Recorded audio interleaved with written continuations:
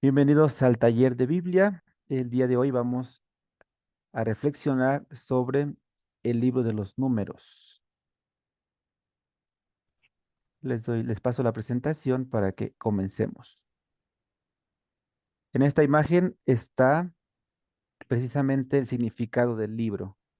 Son dunas del desierto, porque el libro comienza diciendo estas palabras. Y entre estas palabras está Bemid, Bemidbar, así como está entre paréntesis, Bemidbar, que significa en el desierto. Nosotros entonces, ¿por qué lo conocemos como el libro de números? Bueno, porque en la traducción de griega del libro de los 70 le pusieron otro nombre y ahorita lo vemos en la siguiente diapositiva.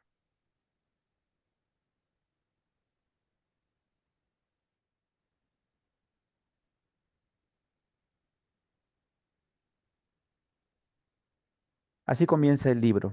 En el desierto, el Señor se dirigió a Moisés.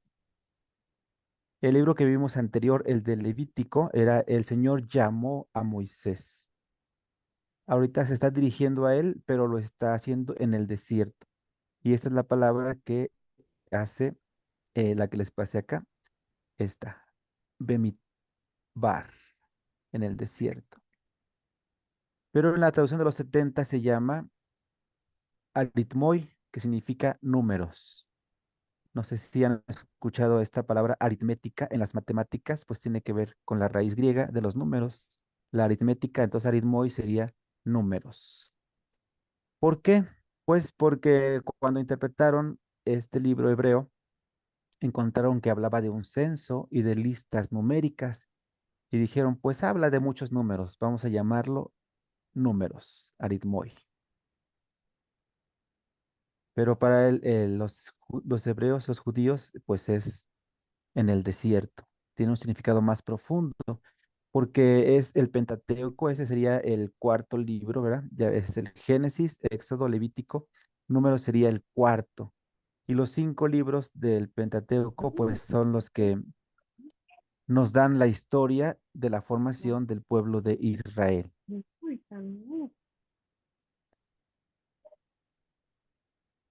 Ah, sí, no.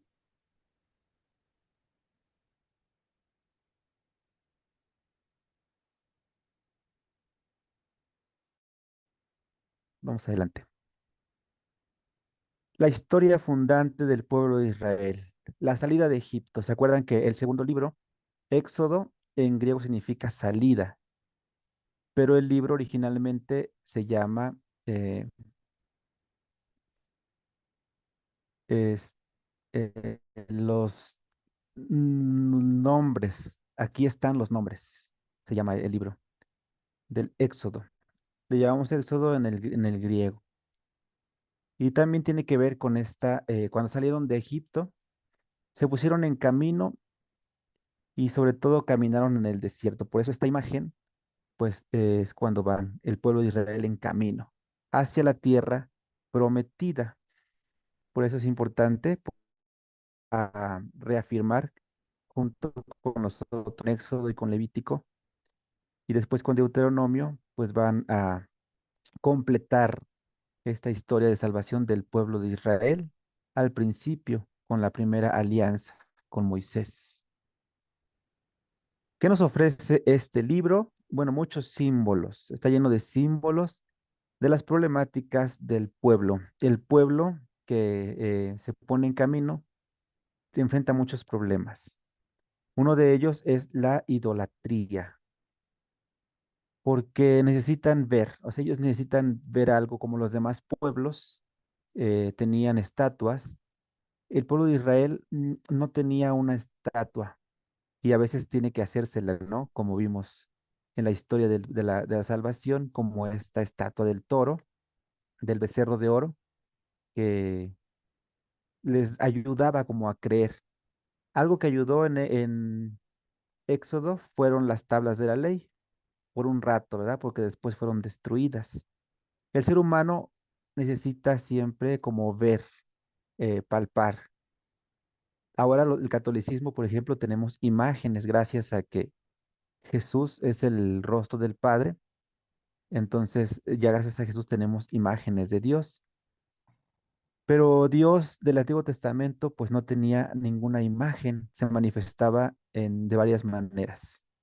Por eso el pueblo tendía a ser idólatra. No lo justifico, pero entiendo por qué es así la historia. También hay problemáticas entre grupos sacerdotales de la tribu de Leví, algunos que pues eran más allegados a Aarón o los hijos más cercanos tenían privilegios y por eso hay muchos problemas. Eso nos ofrece este libro, problemas. Dicen, ay, entonces no lo quiero leer, no quiero problemas. Pero bueno, es parte de la historia, parte de la humanidad.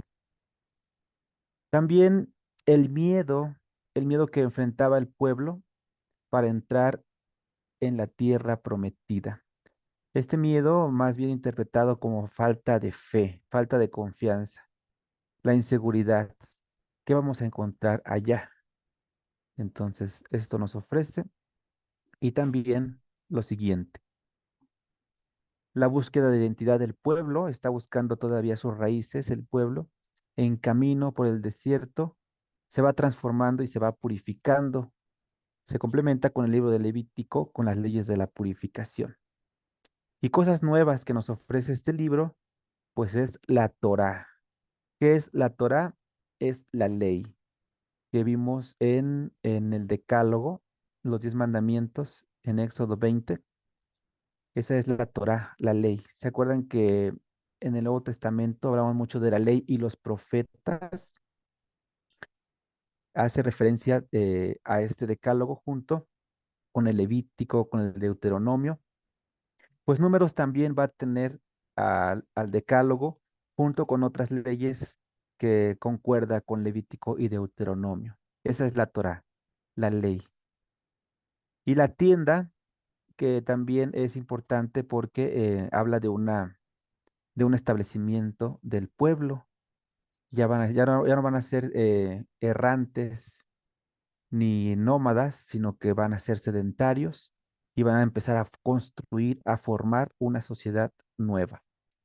Por eso hacen el censo, por eso empiezan a contar cuántos israelitas quedan, porque en el camino, pues tristemente, pues fueron algunos muriendo, pero también otros naciendo.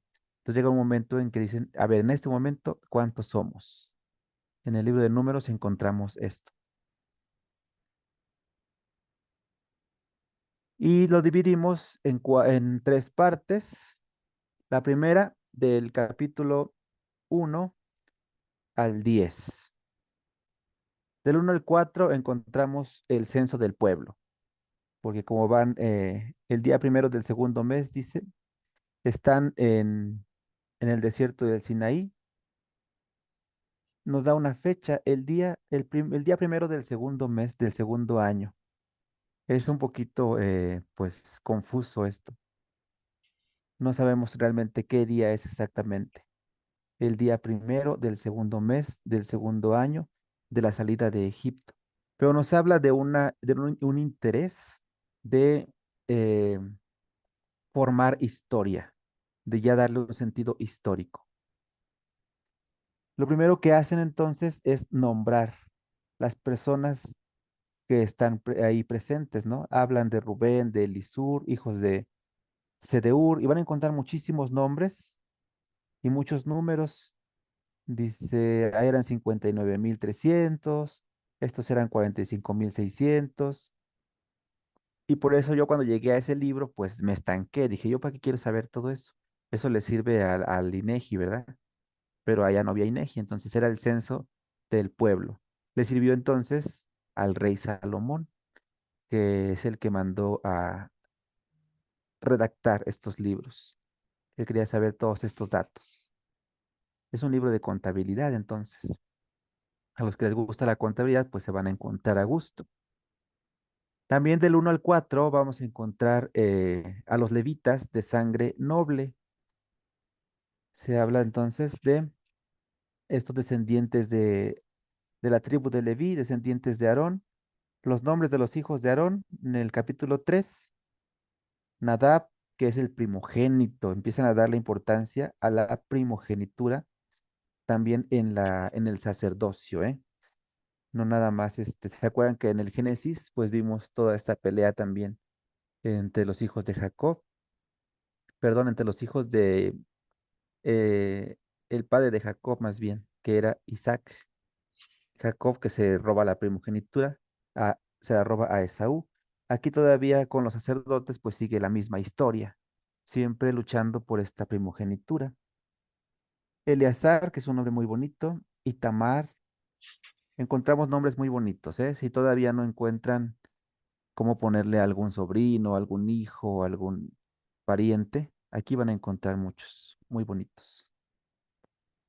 Y del capítulo 5 al 6, leyes rituales sobre los celos. Ya en el Decálogo hablábamos de la fornicación, ¿no? Este adulterio que principalmente se menciona cometido por las mujeres, aunque los hombres, pues también ellos, pues sí cometían adulterio, pero no estaba penado, porque estamos en una sociedad, pues, androcéntrica, donde el hombre tiene el centro. Entonces, quien recibía los castigos, pues eran las mujeres. Las mujeres, ya si el marido sentía celos o empezaba ya ven que los celos son inseguridad, se llaman sospechas. Es en el capítulo 5, ¿eh? Capítulo 5 en el versículo 11 una ley sobre los celos. Y dice el versículo 12 cuando un hombre lo engaña a su mujer y le es infiel acostándose con otro hombre, y el marido no se entera, y queda oculta la mancha, porque no hay testigos, ni fue sorprendida. Si al marido le vienen celos, ya sea que ella haya manchado o no, el marido llevará a su mujer al sacerdote con una ofrenda de la 10ª parte de una medida de harina de cebada. Y entonces esa ofrenda es para denunciar una culpa.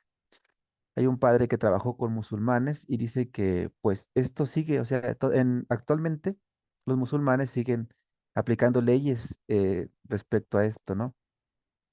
De pegarle a la mujer. Pégale porque ella sabe, si no, si tú no sabes por qué le pegaste, ella va a saber por qué. Porque dicen que siempre tienen como que culpas, ¿no? Porque hay siempre esta idea de la coquetería. Entonces, hay leyes sobre los celos. Menos mal que ya no las aplicamos, pero bueno, ahí están. Y sobre el nazireato, este niño que ven ahí en la foto es un nazareno. Bueno, el nazireato era una manera, eh, después viene el nombre de Nazaret, ¿verdad? Pero el nazireato surgió aquí en el Antiguo Testamento, antes de los tiempos de Jesús, como una consagración a Dios de los niños al templo, sobre todo los varones, que eran niños que no iban a comer ciertas cosas y nunca a tomar vino y que iban a tener su cabello largo. Uno de ellos fue Sansón. Me imagino que han escuchado esta historia de Sansón, que cuando le cortan el cabello pierde su fuerza, porque en el cabello estaba centrada la fuerza como sobrenatural. El cabello es que de los judíos, el cabello de los hebreos es muy bonito. Si ustedes conocen algún judío, pues van a ver sus caidelitos, sus rizados, sus rizos, perdón. Y es que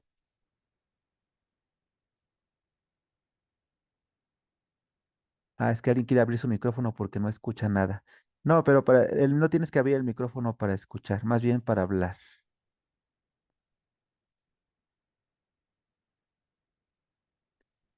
Bueno, entonces el Sansón es un ejemplo de un nazareno de ese tipo, ¿no? Que le dejaban su cabello largo. Y ahí encontramos el origen de esto. Del 7 al 8 leyes sobre las ofrendas, así como el Levítico, el surgimiento de un nuevo judaísmo y sobre todo la estructura sacral del pueblo. El pueblo se va estructurando y va ya estableciendo lo que es sagrado y lo que no, igual que en el Levítico. Pero lo más importante de esta primera parte, pues sería también la primera Pascua. Nosotros hemos escuchado la Pascua del Éxodo cuando tienen que pintar los dinteles de las puertas y empezar el camino. Por eso comen de pie, ¿verdad? Porque tienen que emprender un camino, no tienen tiempo ni para estar sentados y la Pascua se celebra de pie. Estamos en el capítulo 9 del Números,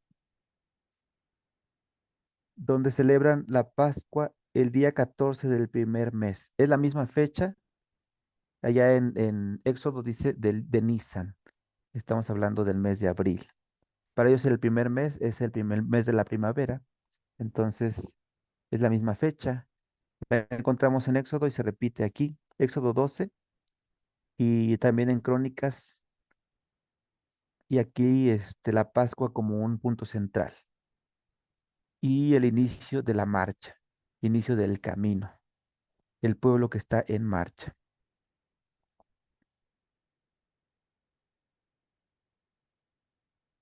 Y por eso ya en el capítulo 10 empezamos esta gran marcha que va desde el Sinaí a Moab, una región que se llama Moab. Del capítulo 10 versículo 11 al 12 16 vemos muchas dificultades. Moisés que tiene que ser juez, el pueblo que sufre hambre, y ahí está la narración del maná, que es este pan caído del cielo, porque el pueblo pues no encuentra qué comer y lloran, lloran porque dice, ¿por qué nos sacaste de Egipto? Allá por lo menos teníamos cebollas. Hay un dicho que dice, estás llorando las cebollas de Egipto, porque por lo menos tenían para comer cebollas. El maná realmente no les daba mucha satisfacción corporal porque era un un tipo eh, de pan que era en la mañanita, así en el sereno. Me imagino que era como una escarcha, ¿no? Del amanecer. Pues no es que llenaba mucho, pero es el pan del cielo que les daba esperanza. O sea, el pan del cielo es la esperanza. El maná no era para llenar el cuerpo. Sin embargo, Jesús dice, un pan espiritual todavía mejor que ese maná. Es importante mencionar a Aarón y a Miriam, que son hermanos de Moisés, porque se quejan de que, como un tipo celo y envidia, de que Dios solamente le habla a Moisés directamente y a ellos no. Y Dios interviene y dice, yo le hablo a Moisés porque él, así con estas palabras ya interpretadas mías, es mejor que ustedes. Él dice, es un hombre fiel, un hombre justo, y Dios no es uno que dice las cosas eh, con, con diplomacia, ¿verdad? Es directo. Sí, le hablo a Moisés porque él es mejor que ustedes. Y esta Miriam le da lepra y Aarón reza, ay, disculpa a mi hermana porque se quejó y cúrala, ¿no? Toda esta historia la encontramos también en estos versículos y capítulos. Bueno, después en el capítulo 13 al 14, el miedo y la rebelión. Cuando hablo de esta palabra, menciono rebelión, significa rebelarse, que es pues ponerse necio, en ese sentido. Yo me rebelo contra el sistema, me rebelo contra lo que Moisés está haciendo. Y en el capítulo 13 al 14, entonces el pueblo que se sigue quejando de todo lo que le está pasando, y no es para menos porque están en el desierto sufriendo todo el sol, todo el hambre. Y Dios, que es un pedagogo, un educador, les da 40 años de educación. Entonces, por quejarse tanto, el pueblo tiene que caminar 40 años por el desierto. Es una purificación. El 40 es simbólico, no quiere decir que realmente pasaron todo ese tiempo en el desierto, pues humanamente es muy complejo. Quién sabe si de veras hubieran sobrevivido tanto. El 40 es signo de purificación, de un periodo de estar en purificación. Espérame que se me salió. Ahorita regresamos. Con la Biblia aplasté algo que no debía. Perdón.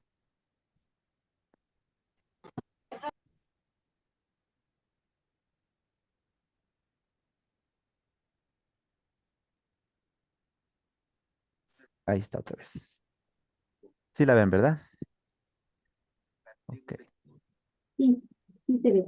Seguimos en el capítulo 13 y 14. El miedo que es la inseguridad, la falta de fe. Y por eso, por falta de fe, el pueblo se revela. Es que la fe está probada por el sufrimiento. Todavía no le dan sentido al sufrimiento, porque pensaban que una vez salidos de Egipto no iban a sufrir nunca más. Sin embargo, encuentran que están sufriendo. Por eso están en crisis, crisis de fe. Capítulos del 15 al 19, pues otras leyes y normas sobre sacrificios, contra los privilegios de Aarón, que les decía que, pues es que Aarón tal vez por eso no era consentido de Dios, ¿verdad? Buscaban privilegios como sacerdotes. Ese era un tipo de sacerdocio un poquito corrupto, porque buscaba lo mejor para sí, todas las mejores ofrendas, los mejores vestidos, y aún así pues logra pues convencer a su hermano, ¿verdad? A Moisés, de establecer leyes a beneficio de esta tribu levita. Entonces, ya había corrupción desde antes, ¿eh? Capítulo 20 al 21 ya habla de etapas de la marcha y la victoria sobre los cananeos y el agua y la serpiente. ¿Se acuerdan que Moisés pues toca una piedra, golpea una piedra para que salga agua y también levanta una serpiente para que sean curados del veneno de otras que fueron, que aparecieron en el desierto? Este pasaje lo vamos a ver con detenimiento.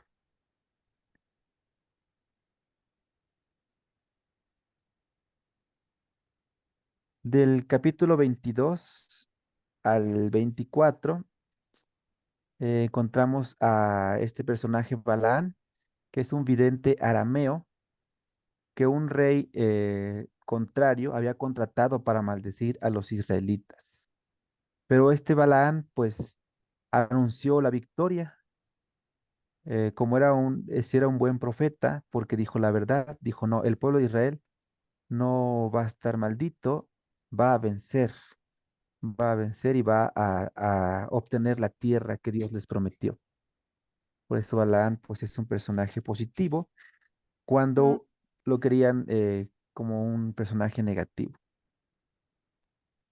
Del 25 al 31, otras tradiciones, un censo nuevo, porque pues el pueblo ya creció, otros ya murieron, hay que hacer otro nuevo censo.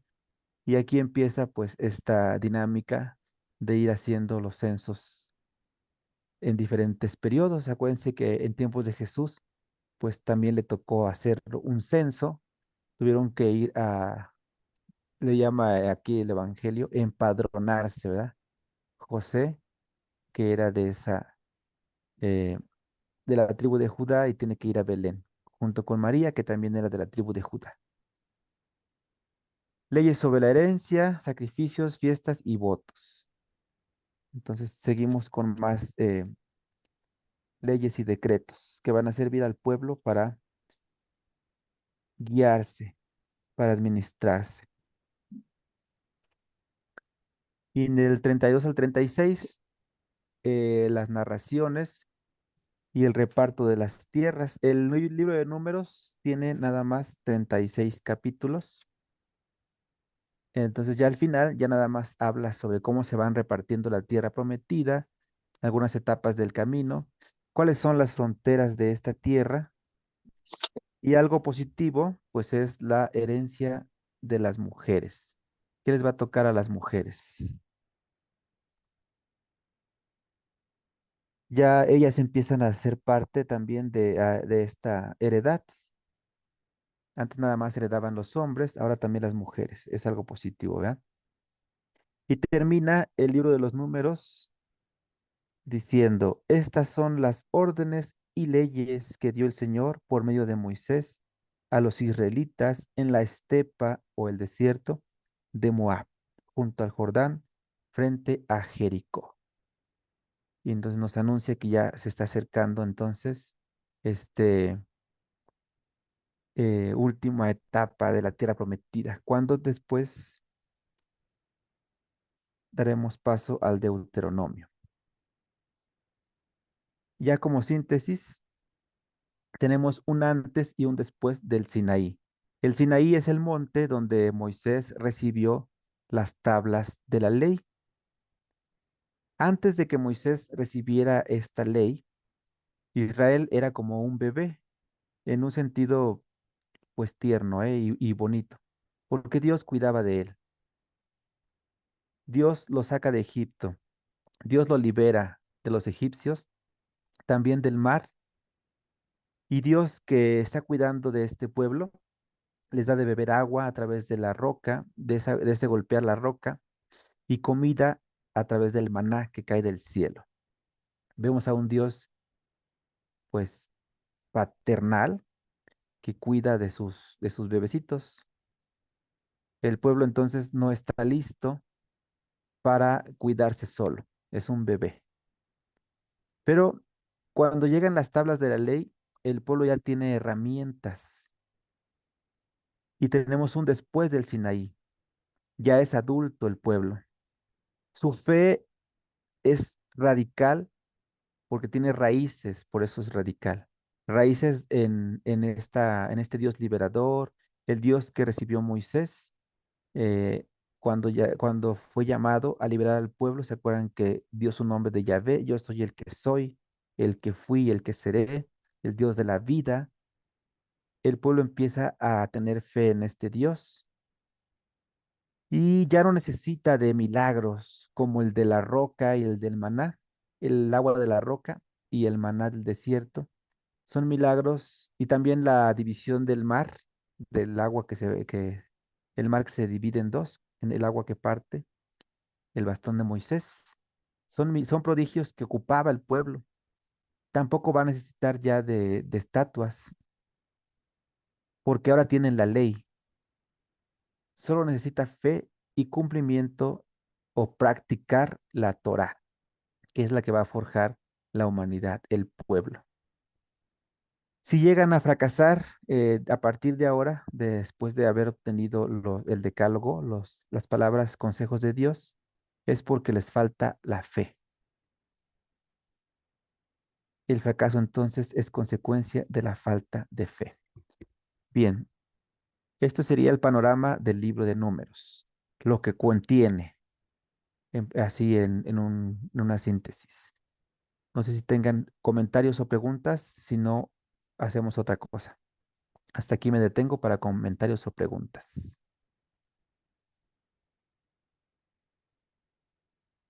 ¿Todo bien hasta el momento? Este, Perdón, Rafa, ¿me podrías repetir lo que es el nazireato, por favor? Ah, sí. Entonces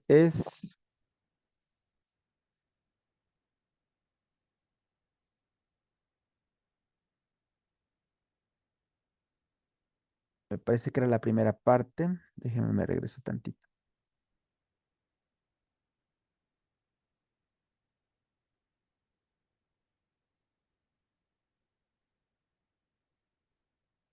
Ujú. En los primeros capítulos, en el capítulo del 5 y del 6 encontramos esta nueva eh,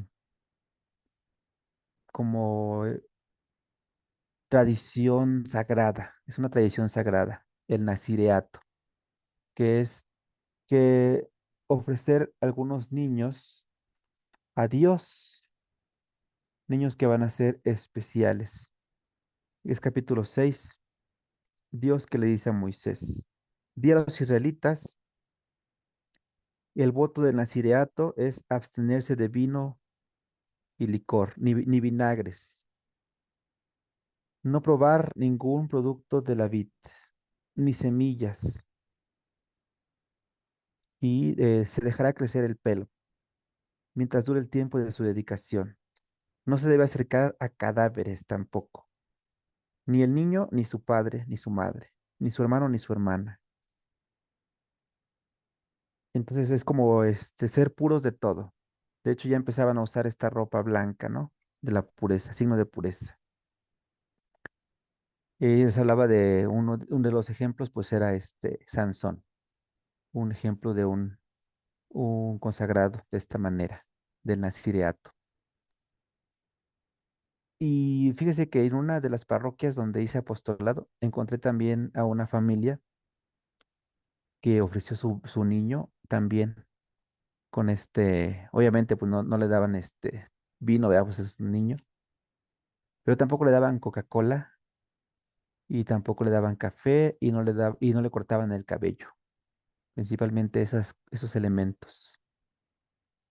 Y pues me gustó esa idea. Digo, bueno, pues ellos se lo quieren ofrecer así. Al niño no le hace mal, por lo menos lo peinan, entonces es positivo. Pero son tradiciones que ayudan, pero ya ahorita, pues en el catolicismo tenemos, eh, pues de una manera la fe la vivimos diferente, ¿no? Ya no tanto con estos signos. Aunque hay lugares que se ponen velos, que, por ejemplo, que ofrecen sus trenzas o su cabello a los santos, son signos para expresar la religiosidad. Bien, ¿algo más o seguimos? Gracias. De nada. Oye, Rafa, entonces el decálogo, pues fue en dos tablas de piedra. Entonces, en una Ajá. tabla de piedra fueron tres mandamientos y en otra fueron siete. Esa Ujú, es es una, posible. esa es una pregunta. La otra es entonces el Sinaí, el Horeb y Cerro de Dios. Pues es lo mismo, ¿verdad?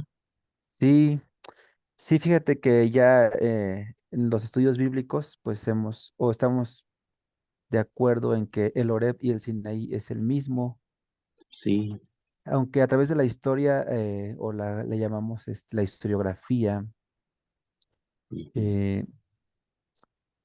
estaban ubicados en diferente lugar. Pero Sí, en la Biblia se refiere al mismo monte, el Horeb, sí, porque en Éxodo habla del Horeb y aquí habla del Sinaí. ujú, Y la geografía bíblica, entonces había dicho que eran dos diferentes en diferentes lugares, pero sí, ya ahorita la literatura, la interpretación literaria es que no, que es el mismo.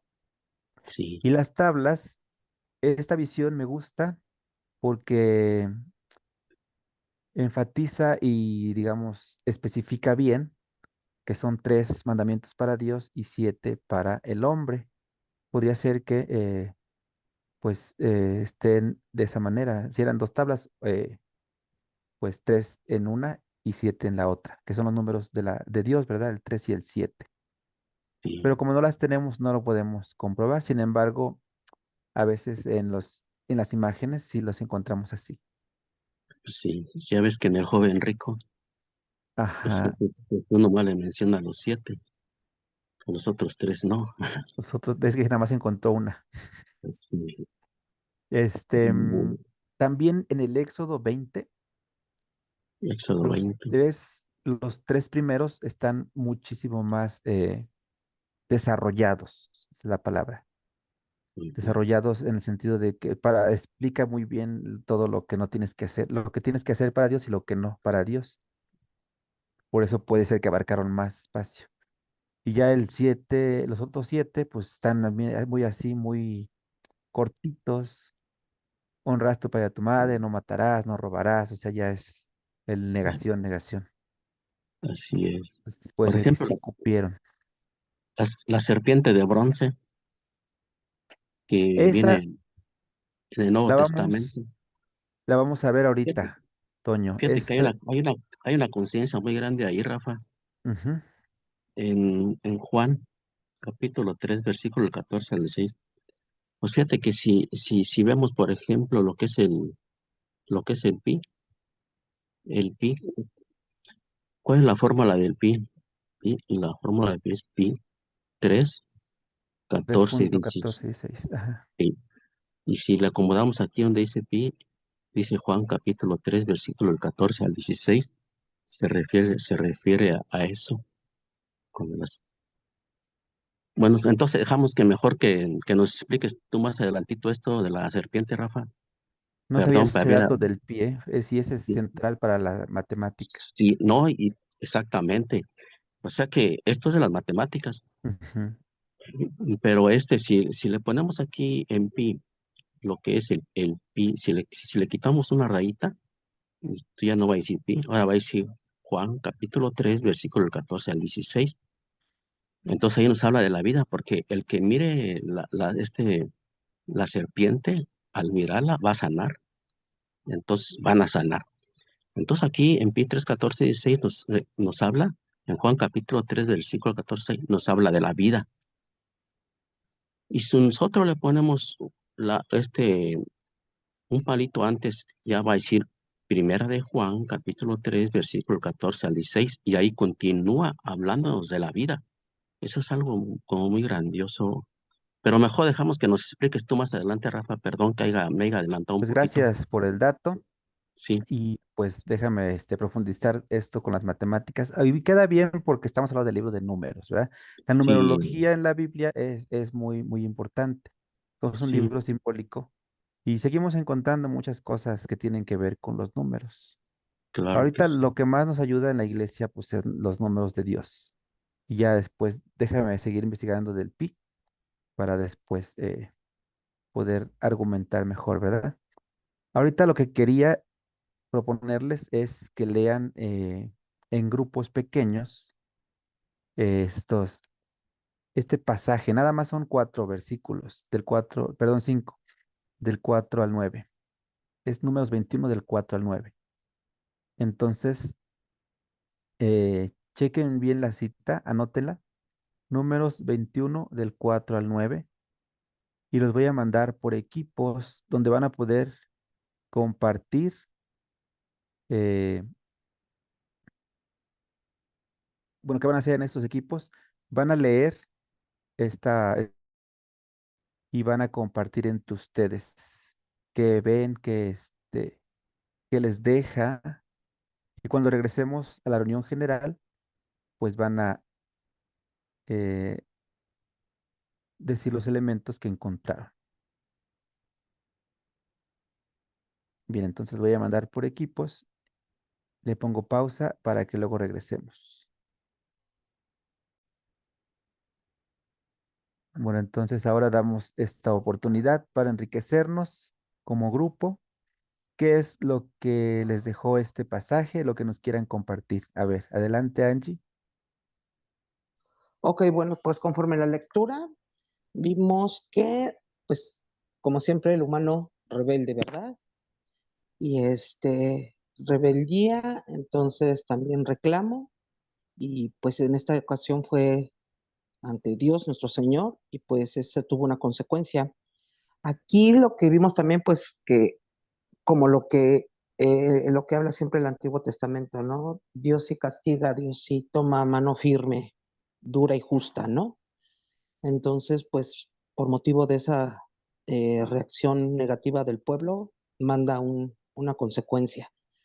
Pero también aquí lo que hablamos fue lo de la serpiente, que también en el protoevangelio, pues la serpiente es el símbolo del mal. Y aquí las serpientes que mordían, obviamente, pues eran el símbolo del mal, pero ya después ahí nos quedó la duda por qué una serpiente de bronce y sanar. Ahí es donde nos quedamos así como, aunque sé que también hablamos que es el símbolo de los médicos y que por eso y ya otras cositas, pero en sí, a grosso modo, es porque un icono de serpiente para sanarse.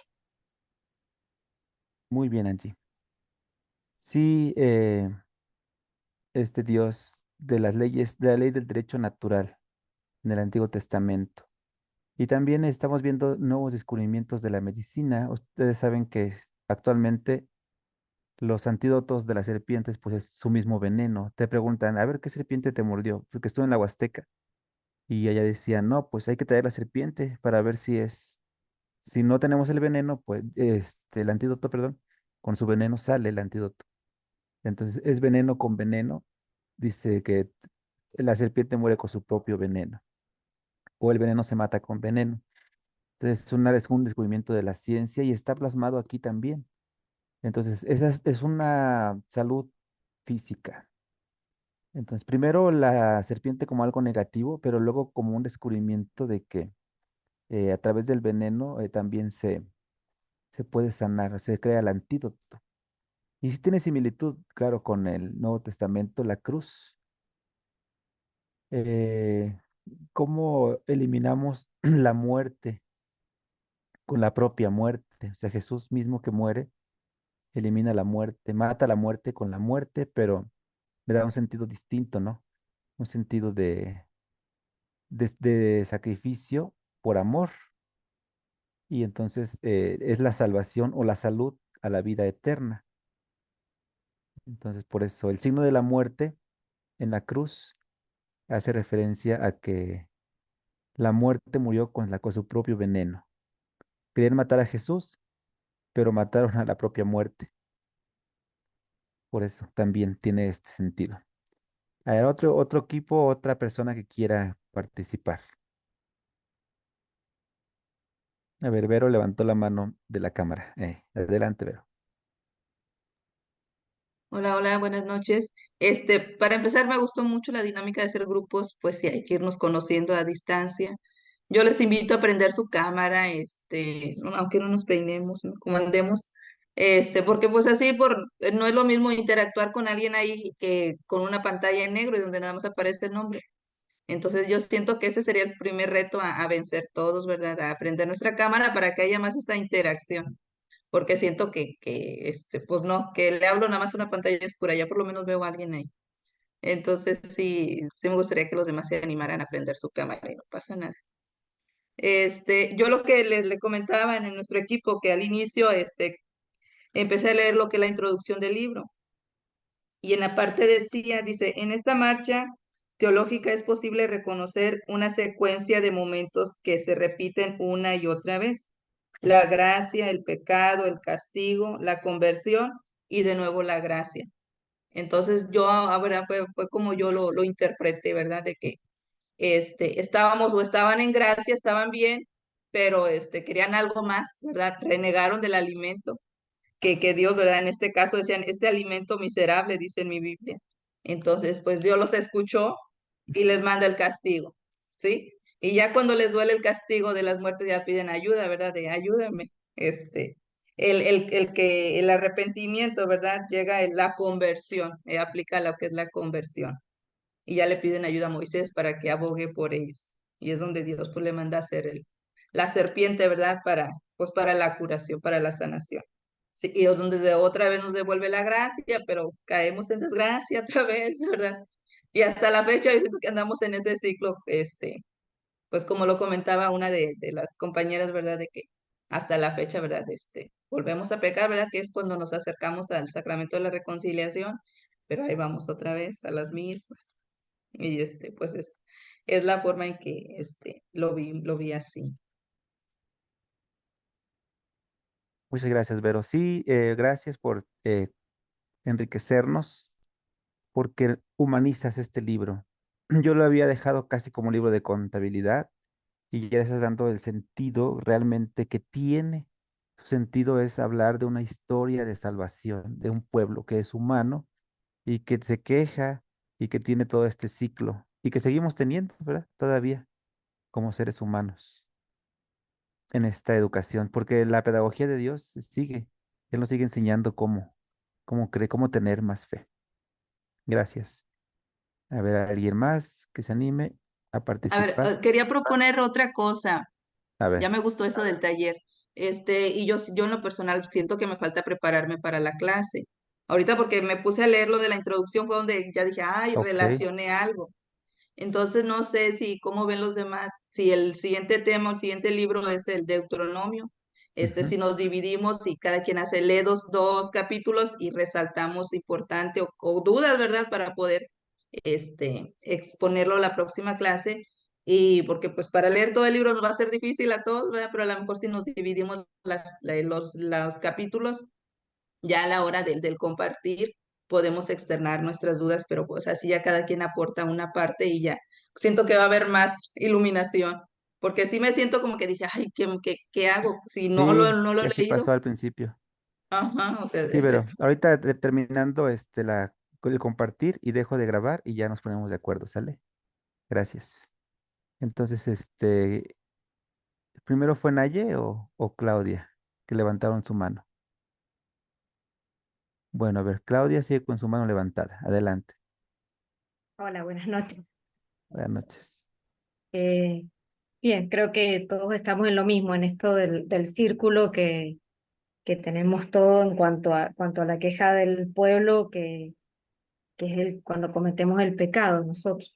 Y yo creo que ese castigo que Dios manda con la serpiente, eh, si bien en el Antiguo Testamento se ve como un castigo, es decir, en el Antiguo Testamento, en nosotros sería la consecuencia de nuestra acción del pecado, que en realidad no es un castigo de Dios, sino que es la consecuencia de que nosotros sufrimos por haber caído en el pecado, ¿no? Y sin duda que es este círculo, nos arrepentimos, pedimos a alguien que interceda por nosotros, y en donde, donde Dios responde, salvándonos de nuevo. Y bueno, como decía Verónica, siempre este círculo eh, que tenemos los seres humanos. Sí, sí, muy bien. El círculo que es, pues, el camino, porque el libro de Números habla de una marcha, un camino que el pueblo emprende, que les digo, es simbólico el periodo, pues, se habla de 40 años, realmente no sabemos cuánto tiempo fue, generación, una generación, dos generaciones, hasta que descubren, pues, su identidad. Es esta lucha de encontrar su identidad que se complementa con los otros libros, que son 5 del Pentateuco. Gracias, Clau. ¿De dónde nos estás sintonizando? Desde Argentina, Mendoza. Ah, de Argentina. Sí, porque tu acento es diferente al nuestro. Pero Sí, pero gracias. estoy desde el Sí, principio.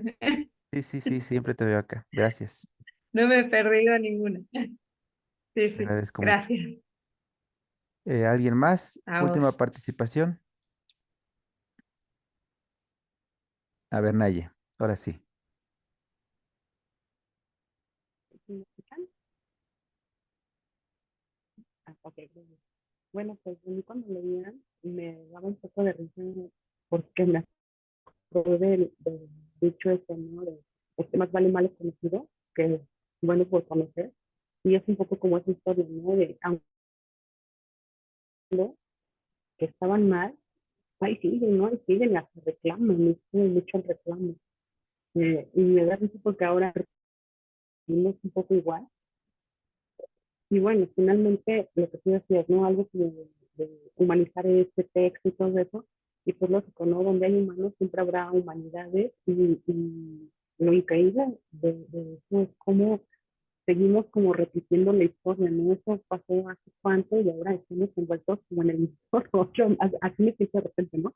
Y uno sigue como en la misma dinámica, aun cuando se supone que nosotros ya tenemos como una visión distinta, una referencia diferente a la que ellos tuvieron, ¿no? Y proseguimos de alguna manera igual. A mí eso me queda un poco de este texto, ya lo que quería compartir. Gracias. Gracias, Naye. Sí, es el misterio del ser humano, que a pesar de que, por eso la historia es importante para no repetirla. Sin embargo, sí la repetimos muchas veces. Y como dice la canción, ¿verdad? Tropezamos con la misma piedra. Aquí en México tenemos, para los que, Clau y otros que no son de México, tenemos una canción que dice que tropezamos con la misma piedra. Porque el ser humano, pues, tiene esta naturaleza y esta característica o particularidad también, pues, de repetir las cosas. Y por esto es un libro de humanidad que nos enseña Y la Biblia se actualiza precisamente por eso. Y nunca va a dejar de tener vigencia, no va a caducar nunca la Sagrada Escritura, porque aunque en un contexto los seres humanos no eran los mismos, era otro momento, pero la podemos actualizar cuando vemos nuestro contexto y porque vemos que seguimos en este camino. Ya solamente no la actualizaremos cuando lleguemos al cielo, que veremos a Dios tal cual es. Mientras seguiremos aprendiendo. Bien, pues les agradezco mucho sus participaciones. Vamos a dejar aquí este tema de números. Obviamente hay muchas preguntas que pueden ir todavía escribiendo en los comentarios, ahí en el video de YouTube o en el WhatsApp. No se vayan, nada más dejo de grabar para terminar.